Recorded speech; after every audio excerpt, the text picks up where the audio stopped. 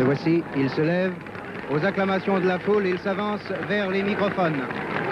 Monsieur Valdiodio-Ndia, et je le rappelle, ministre de l'Intérieur et de l'Information. Le peuple d'Afrique, comme celui de France, vit en effet des heures qu'il fait décisives et s'interroge sur le choix qu'il est appelé à faire. Dans un mois, le suffrage populaire, par la signification que vous avez voulu donner à sa réponse outre-mer, déterminera l'avenir des rapports franco-africains. Il ne peut donc y avoir aucune hésitation. La politique du Sénégal, clairement définie, s'est fixé 3 objectifs qui sont dans l'ordre où elle veut les atteindre. L'indépendance,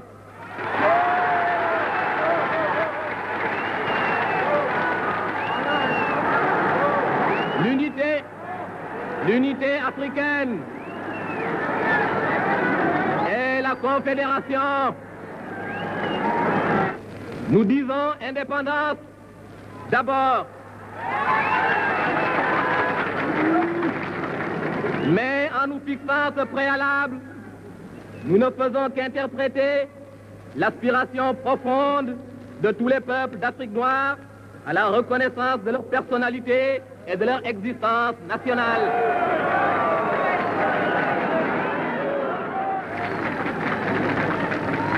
L'indépendance est un préalable. Elle n'est pas une fin en soi. Elle n'est pas un idéal en elle-même, mais pour ce qu'elle rend possible. Elle ne véhicule pas une volonté de sécession. Elle ne recèle aucune intention d'isolement ni de repliement sur soi. Nous disons indépendance et nous disons ensuite unité africaine.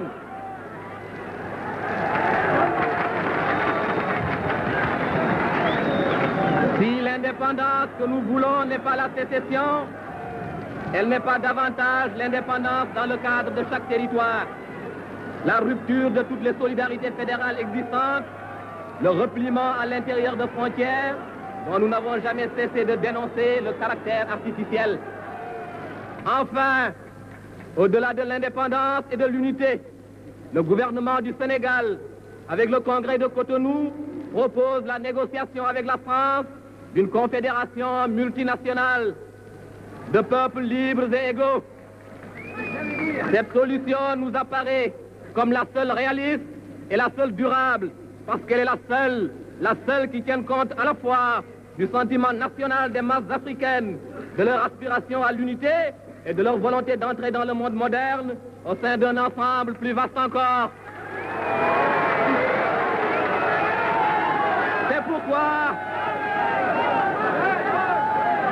C'est pourquoi nous regrettons de voir écarter.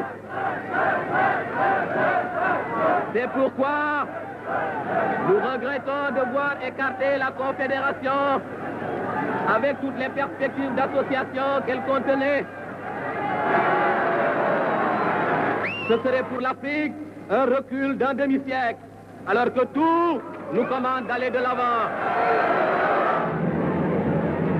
Car avec quel peuple l'Afrique indépendante et unie pourrait-elle plus librement et volontairement s'associer qu'avec le peuple de France, qu'elle connaît et qu'elle aime?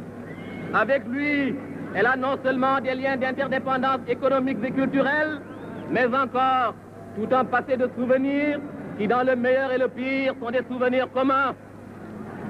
Avec lui, elle partage un idéal de liberté et de dignité humaine, une même conception du progrès et de l'avenir du monde. Notre espoir se fonde sur le fait qu'en venant ici, pour nous informer et pour vous informer, vous avez créé un climat de discussion et avez par là même tourné le dos à cette nouvelle philosophie de la vieille Europe qui, si l'on en croit Albert Camus, a répudié le dialogue pour épouser le communiqué. Une Europe qui ne dit plus « je pense ainsi, quelles sont vos objections ?» mais « voici ma vérité, peu m'importe que vous la discutiez, l'armée et la police se chargeront d'établir que j'ai raison. » À cet égard aussi, le choix qui nous est proposé n'est donc pas pleinement libre et notre réponse n'aura pas pleinement le sens que vous en attendez.